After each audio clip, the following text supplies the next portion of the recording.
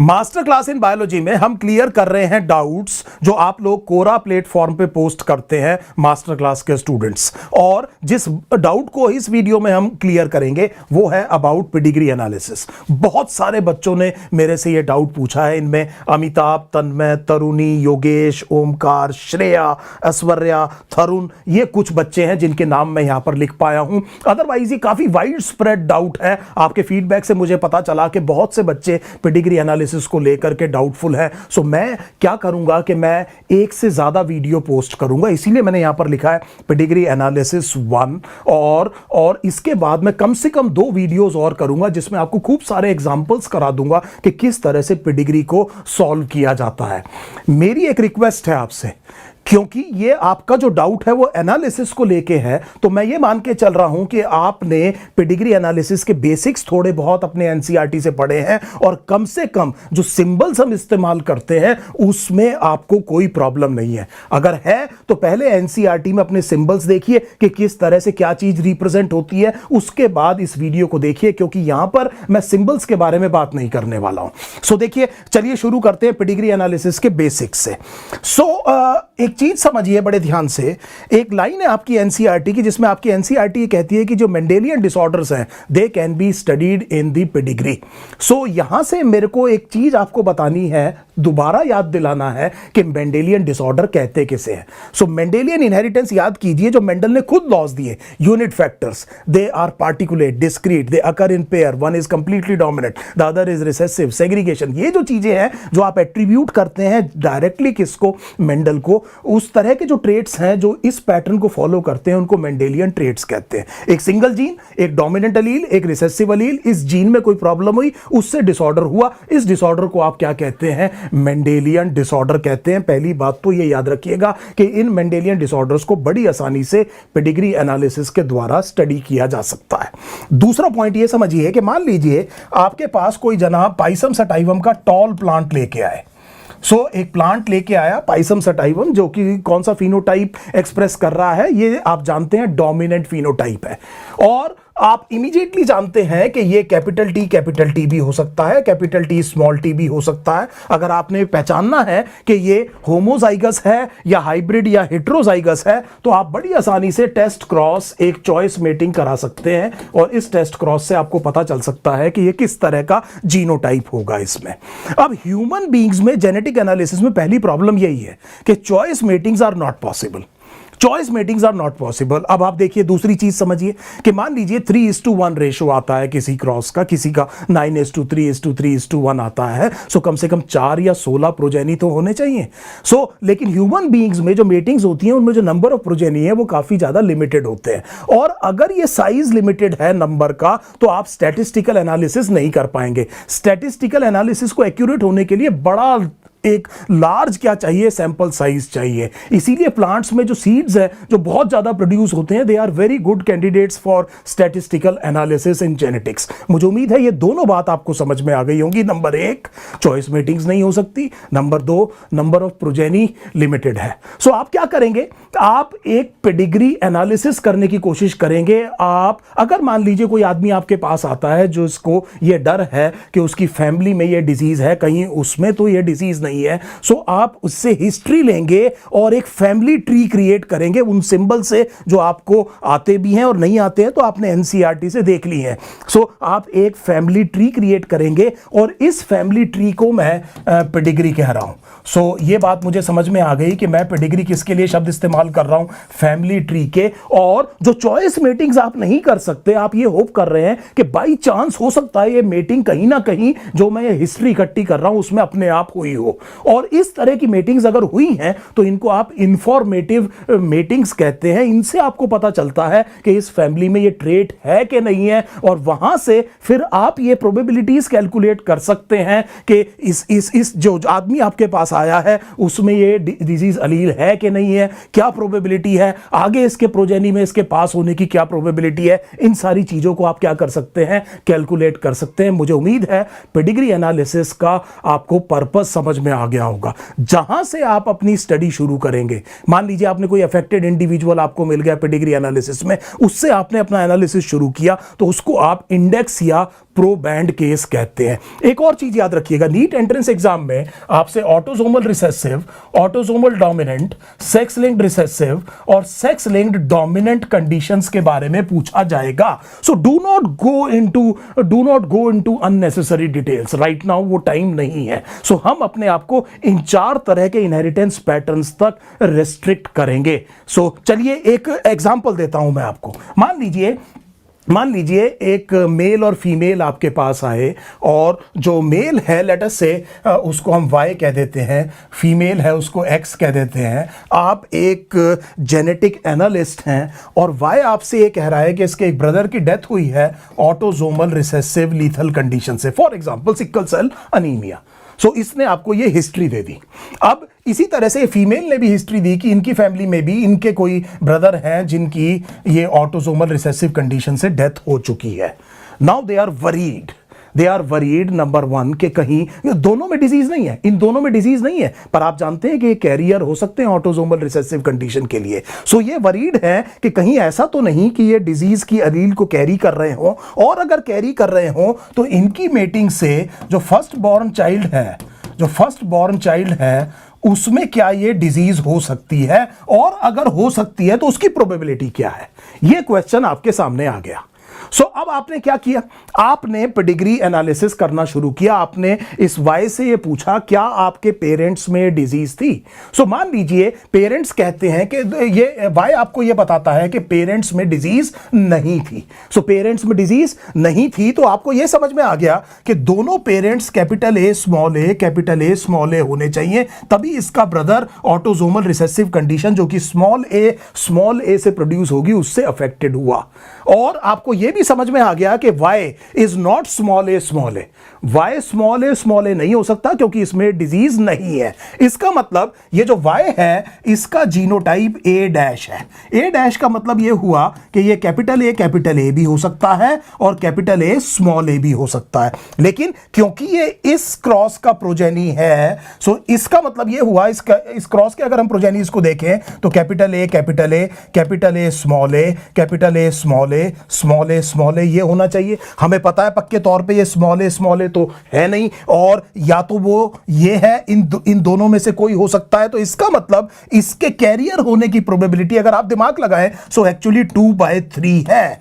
सो इस जने के कैरियर होने की प्रोबेबिलिटी आपने निकाल ली कि ये प्रोबेबिलिटी 2/3 है। मुझे उम्मीद है आपको बहुत अच्छी तरह समझ में आ गया। उस चीज की प्रोबेबिलिटी नहीं निकालते बेटे जो चीज 100% है। सो इसमें यहां पर 4 में से मत निकालिएगा, ये स्मॉल a नहीं है। सो इसका मतलब ये 1/4 या 1/2/4 इस तरह नहीं चलेगा। ये आपको 3 में से प्रोबेबिलिटी निकालनी होगी क्योंकि आप 100% एक्सक्लूड कर रहे हैं कि ये 100% स्मॉल a तो नहीं है। इसीलिए इसके कैरियर होने की प्रोबेबिलिटी 2/3 है। मुझे उम्मीद है यह बात समझ में आ गई। लेट अस से कि सेम चीज यहां पर आपने पता करी इस फीमेल में। सो ये फीमेल भी कह रही है कि जी हमारे पेरेंट्स में भी किसी में भी ये डिजीज नहीं थी, तो इसका मतलब ये हुआ कि इसके कैरियर होने की प्रोबेबिलिटी भी 2/3 है। सो पहली चीज तो यह है कि इसके कैरियर होने की प्रोबेबिलिटी आपने निकाल ली, कितनी है 2/3। इसके कैरियर होने की प्रोबेबिलिटी क्या निकाल ली आपने 2/3, क्योंकि ये ऑटोसोमल रिसेसिव कंडीशन है, दोनों में दिख नहीं रही है। तो बच्चे में होने की प्रॉब्लम तभी होगी जब कम से कम ये कैरियर हो। सो ये बात तो आपको समझ में आ गई कि अगर ये मान लीजिए कैरियर नहीं है दोनों के दोनों, तो बच्चे में ये डिजीज नहीं आ सकती। और हम ये कैलकुलेट कर रहे हैं कि बच्चे में डिजीज होने की प्रोबेबिलिटी क्या है, और वो कब हो सकता है जब ये दोनों कैरियर हो। और मैंने पहले ये कैलकुलेट कर लिया कि इनके कैरियर होने की प्रोबेबिलिटी क्या है। अब आप देखिए कि मान लीजिए ये कैरियर है जिनकी प्रोबेबिलिटी मैंने निकाल ली। सो इसका मतलब इनका जीनोटाइप अगर ये है, सो अब आप समझ गए कि तब 1/4 चांस है कि ये जो बच्चा है इनका वो स्मॉल a या डिजीज से अफेक्टेड हो। डिजीज से अफेक्टेड, मैं कैरियर की बात नहीं कर रहा हूं, डिजीज से अफेक्टेड हो 1/4 है। अब इसका मतलब यह हुआ कि इसके कैरियर होने की प्रोबेबिलिटी और उनके बच्चे में ये डिजीज होने की प्रोबेबिलिटी, ये सब एक साथ हो जाए, इसके साथ होने की प्रोबेबिलिटी इनके इंडिविजुअल होने की प्रोबेबिलिटीज का प्रोडक्ट होगी। हम बार बार ये काम कर चुके हैं। तो इसका मतलब हम ये कहेंगे कि 2/3 × 2/3 × 1/4 ये वो प्रोबेबिलिटी है कि बच्चे में ये डिजीज आ सकती है। So if I am right, so this would be 1/9।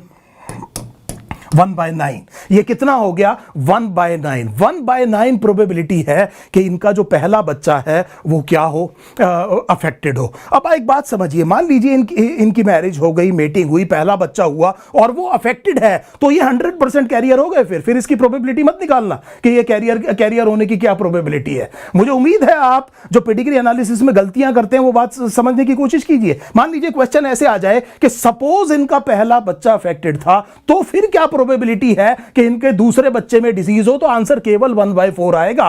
तब आपको इनके कैरियर होने की प्रोबेबिलिटीज कैलकुलेट नहीं करनी है। सो मुझे उम्मीद है ये एक इंपॉर्टेंट एग्जांपल से आपको समझ में आया होगा कि हम किस तरह से प्रोबेबिलिटी कैलकुलेट करते हैं, किस तरह से पेडिग्री एनालिसिस करते हैं। चलिए थोड़ा सा एक और कंसेप्ट देखते हैं। देखिए ध्यान से, मैंने आपसे कहा कि मान लीजिए सबसे पहले पेडिग्री में, देखिए एक छोटी सी मैं अपनी ये खुद की आपको एल्गोरिथम बता रहा हूं। जब भी आपके सामने एग्जाम में पेडिग्री आए तो सबसे पहले ये देखिए कहीं ऐसा तो नहीं कि दो नॉर्मल पेरेंट्स और उनका कोई बच्चा अफेक्टेड है।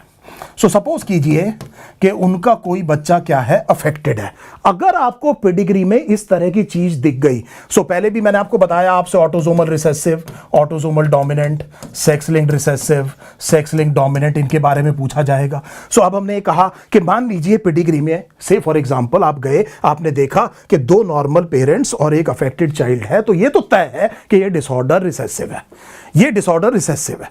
तो आपका आधा काम यहां पर हो जाएगा। कई बार ये पेडिग्री, ज्यादातर आप देखेंगे एंट्रेंस में इतना सिंपल काम भी हो सकता है, इसलिए इसको ज्यादा कॉम्प्लिकेट मत करिए। सबसे पहले तो ये देखिए कहीं ऐसा तो नहीं। सो आपको ये समझ में आ गया कि डिसऑर्डर क्या है, रिसेसिव। वैसे भी रिसेसिव डिसऑर्डर कम देखने को मिलेगा, हो सकता है स्किप जनरेशन कर रहा हो। डोमिनेंट डिसऑर्डर आपको ज्यादा इंडिविजुअल्स में हर एक जनरेशन में देखने को मिलेगा। तो अगर मान लीजिए किसी पेडिग्री में बहुत सारे इंडिविजुअल्स में डिजीज है, हर जनरेशन में डिजीज है, तो दिमाग में पहले ये बैठाइए कि शायद ये डिसऑर्डर क्या है, डोमिनेंट डिसऑर्डर है। और एक और बात बता दूं, एक पेडिग्री हो सकता है एक से ज्यादा तरीके से एक्सप्लेन हो रही हो। आपको मोस्ट एप्रोप्रिएट बताना है, आपको मोस्ट एप्रोप्रिएट बताना है। सो आपकी एनसीईआरटी में एक ऑटोसोमल डोमिनेंट कंडीशन की पेडिग्री दी हुई है और उन्होंने लिखा है कि मायोटोनिक डिस्ट्रॉफी है। सो वो ऑटोसोमल डोमिनेंट इनहेरिटेंस होता है मायोटोनिक डिस्ट्रॉफी का। अगर वो किसी और तरह से भी एक्सप्लेन हो रही है तो फिर वो मायोटोनिक डिस्ट्रॉफी की पेडिग्री नहीं होगी, क्योंकि मायोटोनिक डिस्ट्रॉफी का मोड ऑफ इनहेरिटेंस एक्चुअली क्या है, ऑटोसोमल डोमिनेंट है। कई बार ये दिया होता है, पॉलीडेक्टाइली ऑटोसोमल डोमिनेंट कंडीशन है। अगर आपको दिया हुआ है पॉलीडेक्टाइली की पेडिग्री है तो फिर ये मत कैलकुलेट कीजिए अगर आपको पता है कि ये कंडीशन क्या होती है, ऑटोसोमल डोमिनेंट होती है। That is given. I hope this is now absolutely clear. अब देखिए, अब आपको ये पता चला कि ये रिसेसिव कंडीशन है।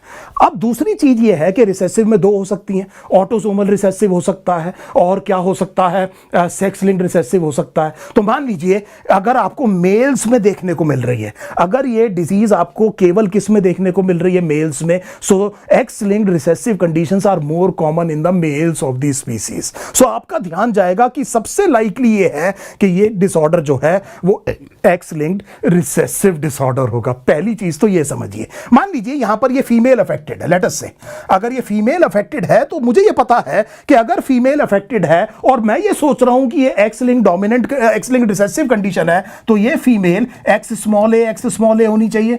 अब इस फीमेल में एक एक्स क्रोमोसोम फादर से आएगा और फादर एक्स कंडीशन के लिए, सेक्स क्रोमोसोम के लिए हेमीजाइगस होता है। सो अगर फीमेल अफेक्टेड है तो उसका फादर 100% अफेक्टेड होगा। और मैं यहां पर कंक्लूसिवली प्रूव कर दूंगा अगर ये दोनों सेक्स में दिख रही है कि ये डिजीज सेक्स लिंक्ड रिसेसिव नहीं है, ये कैसी है, ऑटोसोमल रिसेसिव कंडीशन है। सो मुद्दे की बात यह है कि मान लीजिए मेरे सामने पेडिग्री इस तरह की आई जिसमें दो नॉर्मल पेरेंट्स, एक अफेक्टेड बच्चा है, तो मैं ये कहूंगा रिसेसिव कंडीशन है। अगर मेरे को ऐसा दिखेगा कि मेल ही मेल में है तो मेरे दिमाग में पहली चीज ये आनी चाहिए कि ये एक्स लिंक्ड रिसेसिव कंडीशन है। और अगर दोनों सेक्सेस में है तो मैं ये कहूंगा कि ये ऑटोसोमल रिसेसिव कंडीशन है। सो मुझे उम्मीद है ये एल्गोरिदम थोड़ी थोड़ी आपको समझ में आ रही होगी। आप थोड़े से क्वेश्चंस में इसको लगाइए, बड़ा आसान हो जाएगा। अब बच गई जो वो कंडीशन कौन सी है, autosomal dominant, sex linked dominant. So मैं अक्सर सबसे पहले मैं, अच्छा देखिए सेक्स लिंक्ड रिसेसिव में मैं आपको एक और बात बताता हूं। मान लीजिए सेक्स लिंक्ड रिसेसिव कंडीशन में कहीं पर फादर और सन दोनों में डिजीज है। सो लेट अस से कि कंडीशन एक्स लिंक्ड रिसेसिव है। हमने कह दिया आपको कि ये एक्स लिंक्ड रिसेसिव है और कुछ इस तरह की पेडिग्री बना दी। सो मान लीजिए मैं आपको कह रहा हूं क्वेश्चन में कि एक्स लिंक्ड रिसेसिव है। सो जब मैं कह रहा हूं एक्स लिंक्ड रिसेसिव है और फादर और सन में डिजीज है, तो आपको पता है कि ये डिजीज लड़के में फादर से नहीं आई है। क्रिस क्रॉस इनहेरिटेंस याद कीजिए, फादर से नहीं आई है। मदर क्योंकि अफेक्टेड नहीं है तो ये 100% कैरियर होगी। So mother has to be carrier. यहां पर मुझे मदर के कैरियर होने की प्रोबेबिलिटी कैलकुलेट नहीं करनी है। अगर मुझे दिया हुआ है कि एक्स लिंक्ड रिसेसिव कंडीशन है और इसमें डिजीज है तो, और मदर में डिजीज है नहीं, तो वो कैरियर 100% होगी। और 100% चीज की फिर मैंने आपसे क्या कहा कि प्रोबेबिलिटी नहीं निकाला करते। सो मुझे उम्मीद है ये बात आपको बहुत अच्छे से समझ में आ रही होगी। मान लीजिए सेक्स लिंक्ड रिसेसिव कंडीशन है और मदर अफेक्टेड है, सो उसके 100% सन्स अफेक्टेड होंगे। 100% सन्स क्या होंगे? अफेक्टेड होंगे। सो ये जो मैं आपको पॉइंट्स बता रहा हूं, ये वो पॉइंटर्स हैं जो आपको बताते हैं कि किस तरह से पेडिग्री एनालिसिस को आपको अप्रोच करना है। अब आगे बात डोमिनेंट डिसऑर्डर की। सेक्स लिंक डोमिनेंट कंडीशन बहुत जो आपसे पूछी जाएगी, ज्यादातर केसेस में आप ये देखेंगे कि अगर फादर अफेक्टेड है then all daughters are affected. So मान लीजिए फादर अफेक्टेड है और फादर अफेक्टेड और एक भी डॉटर मान लीजिए उसमें ऐसी है जिसमें डिजीज नहीं है, तो याद रखिएगा कि ये एक्स लिंक डोमिनेंट कंडीशन नहीं है। It is not an x link dominant condition. और अगर सन अफेक्टेड है तो मदर अफेक्टेड होगी। प्लीज ट्राई टू रिमेंबर कि डोमिनेंट कंडीशंस में कैरियर नहीं होता, या तो अफेक्टेड होगा या नॉर्मल होगा। कैरियर जब शब्द आप इस्तेमाल करते हैं तो रिसेसिव कंडीशंस के लिए करते हैं। सो ये मैंने आपको बहुत सारे कुछ रूल्स बताए जिस तरह से आप डिग्री को क्या कर सकते हैं, अप्रोच कर सकते हैं। इन रूल्स को मैं अप्लाई करूंगा आगे आने वाले एग्जांपल्स में। सबसे पहले मैं एक एग्जांपल लेता हूं जो पुरानी एनसीईआरटी में एक एग्जांपल दिया हुआ है। ये एक कंडीशन दी हुई है, इस कंडीशन को देखिए। This is the pedigree that is given in the NCERT और हम जितने लोगों का जीनोटाइप पॉसिबल है वो पता करने की कोशिश करेंगे। यहां पर एक और पेडिग्री का आपको गोल्डन रूल बताता हूं। देखिए, जेनेटिक डिसऑर्डर्स बहुत ज्यादा कॉमन डिसऑर्डर्स नहीं है। इसका मतलब यह हुआ कि अगर किसी फैमिली में कोई जना बाहर से आ रहा है और आपके पास 100% एविडेंस नहीं है तो उसको पूरी तरह से नॉर्मल मान के चलिएगा। सो मान लीजिए मैं जो एल्बिनो नहीं हूं, so oculocutaneous albinism is an autosomal recessive condition. मैं एल्बिनो नहीं हूं, सो मैं कैपिटल ए भी हो सकता हूं, कैपिटल ए स्मॉल ए भी हो सकता हूं, लेकिन आप ये मान के चलेंगे कि मैं कैपिटल ए हूं अनलेस एंड अनटिल आपके पास कोई भी सॉलिड एविडेंस ना हो तो अदरवाइज आप ये मान के चलेंगे कि मैं कैपिटल ए हूं। इस तरह की आर्ग्यूमेंट काम नहीं करते कि आपकी क्लास में 50 बच्चे हैं और सारे कैपिटल ए स्मॉल ए है। सर हो तो सकता है, बिल्कुल हो सकता है, लेकिन रियल वर्ल्ड में ऐसा नहीं होता। This is what the pedigree analysis means. So unless and until you have concrete evidence, please take an individual absolutely normal who is coming into and marrying into the family. I hope this thing is absolutely clear. और अगर ऐसा नहीं है तो आपको question में दिया हुआ होगा कि मान के चलिए ये इंडिविजुअल जो बाहर से आ रहा है ये नॉर्मल है या कैरियर है, ये चीज दी हुई होगी। आपने बहुत कम लोग देखे होंगे ऑक्यूलोकुटेनियस एल्बिनिज्म से पीड़ित। मेरे को उम्मीद है ये बहुत इंपॉर्टेंट बात आपको समझ में आई होगी। अब देखते हैं इस कंडीशन को, देखते हैं इस कंडीशन को देखने की ये कोशिश करते हैं कि इसमें ये किस तरह का इनहेरिटेंस हो सकता है। तो जैसा मैंने आपसे कहा पुरानी एनसीईआरटी की पेडिग्री है। देखिए मेरा ध्यान से फॉर एग्जांपल यहां चला गया या यहां चला गया। सो मैंने आपसे कहा सबसे पहले पेडिग्री में आपका ध्यान उस इंडिविजुअल पर जाएगा जो डिजीज से अफेक्टेड है। इसको आपने इंडेक्स या प्रोबैंड केस का। सो मान लीजिए आप, मैं इससे शुरू करता हूं। सो देखिए दो नॉर्मल पेरेंट्स, एक अफेक्टेड चाइल्ड। तो मुझे पता चल गया कि ये कंडीशन रिसेसिव है, ये डोमिनेंट नहीं हो सकती उन चारों में। दूसरी चीज, जैसा मैंने आपको बताया कि ये लड़की अफेक्टेड है और फादर नॉर्मल है, ये सेक्स लिंक्ड रिसेसिव भी नहीं है। और वैसे भी मैंने आपसे कहा था कि अगर दोनों सेक्सेस में है तो ये ज्यादा चांसेस हैं कि ऑटोसोमल रिसेसिव कंडीशन होगा। और आप ये भी देख रहे हैं कि बहुत फ्रीक्वेंट नहीं है, बहुत कम इंडिविजुअल्स में देखने को मिल रही है। सो ये सारी चीजें मुझे पहले ये समझ में आ गया कि this condition must be, point number 1 मुझे पता लग गया कि ये ऑटोसोमल रिसेसिव कंडीशन है। अब दूसरी एक्सरसाइज मेरे पास ये है कि मैं कितने लोगों का जीनोटाइप पक्के तौर पे बता सकता हूं। तो एक तो ये मैं पक्के तौर पे बता सकता हूं कि ये कैपिटल स्मॉल ए है, क्योंकि ये अफेक्टेड है, ऑटोसोमल रिसेसिव कंडीशन है। 100% मुझे पता लग गया कि ये भी स्मॉल ए है। और ये जो स्मॉल ए है, सो ये दोनों जो पेरेंट्स हैं ये कैपिटल ए स्मॉल ए होने चाहिए, नहीं तो ये स्मॉल ए कैसे होगा। और अगर आप बड़े ध्यान से देखें यहां पर, अब ये इंडिविजुअल बाहर से आ रहा है, this female is coming into the family from the outside. लेकिन अभी मैंने आपसे कहा मेरे पास कंक्रीट एविडेंस है, इसीलिए मैं इस फीमेल को, मेरे को पक्के तौर पे पता है कि ये कैपिटल ए स्मॉल ए और ये मेल भी क्या है, कैपिटल ए स्मॉल ए है। मुझे उम्मीद है ये बात आपको समझ में आ गई।